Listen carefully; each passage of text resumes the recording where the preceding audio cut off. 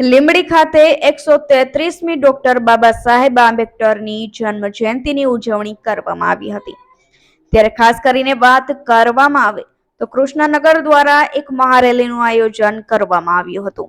તેમજ યુવાન કુલદીપ સોલંકી સહિતના મિત્રો દ્વારા આજના દિવસે ચકલી ઘર અને પક્ષીઓ માટે પાણીના કુંડાનું વિતરણ કરાયું હતું।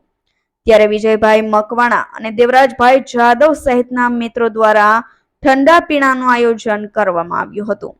ત્યારે આ દિવસે લીંબડી ધારાસભ્ય કિરીટસિંહ રાણા પણ લીંબડીમાં આવે અને બાબા સાહેબના સ્ટેચ્યુને ફૂલહાર કરવા આવી ચૂક્યા હતા।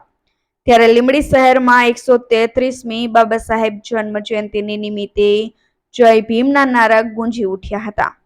ત્યારે આ દિવસે દલિત સમાજની એક અનોખી એકતા જોવા મળી હતી, જેમાં દલિત સમાજના યુવાનો, વડીલો, મહિલાઓ સહિત અન્ય સમાજે પણ હાજરી આપી હતી અને જય જય ભીમના નારા લીંબડી શહેરમાં ગુંજી ઉઠ્યા હતા। કલ્પેશ વાઢેરનો report, Gujarat national TV news, Surendranagar.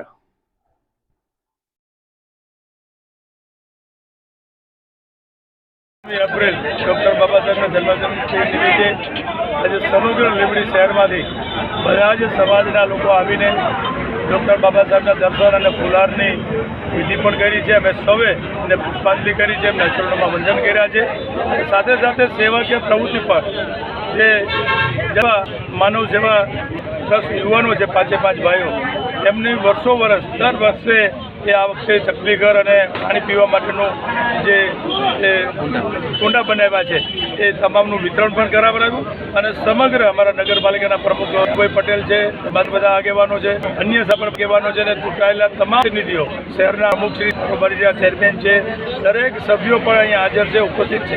આજે મને ગૌરવ અને આનંદ થાય કે આજના દિવસે માન્ય વડાપ્રધાન શ્રી નરેન્દ્રભાઈ 14મી એપ્રિલ ડૉક્ટર બાબા સાહેબના જન્મદિન નિમિત્તે આજે ઘોષણાપત્ર એમને આખા ભારત માટે જે હવે ભવિષ્યમાં 5 વર્ષ આવતા શું કરવાનું છે એનો આજનો દિવસ એમને પસંદ કર્યો છે। એમને પવિત્ર અને સારો દિવસ પસંદ કરીને આજે હમણાં જ ટીવીમાં હું જોઈને આવું છું કે એમનું ઘોષણાપત્ર ડૉક્ટર બાબા સાહેબ 14મી એપ્રિલ એમ કરીને એમને અત્યારે જ એમને લોકાર્પણ કર્યું છે, એમને પુસ્તકનું વિમોચન કર્યું છે અને આપણા સૌ સામાજિક સેવાઓ જે ભારતીય જનતા પાર્ટી દ્વારા માન્ય વડાપ્રધાન શ્રી આવનાર 5 વર્ષમાં જે સૌનો સાથ, સૌનો મંત્ર, સૌનો વિકાસ, એના માટેનો આજે તમામ વર્ગો માટે એમની યોજના બનાવી છે, એને આજે લોન્ચિંગ કરી છે। એના માટે ખૂબ માન્ય વડાપ્રધાનશ્રીનો પણ અમારા સૌ વતી એમનો હૃદયપૂર્વક આભાર માનું છું।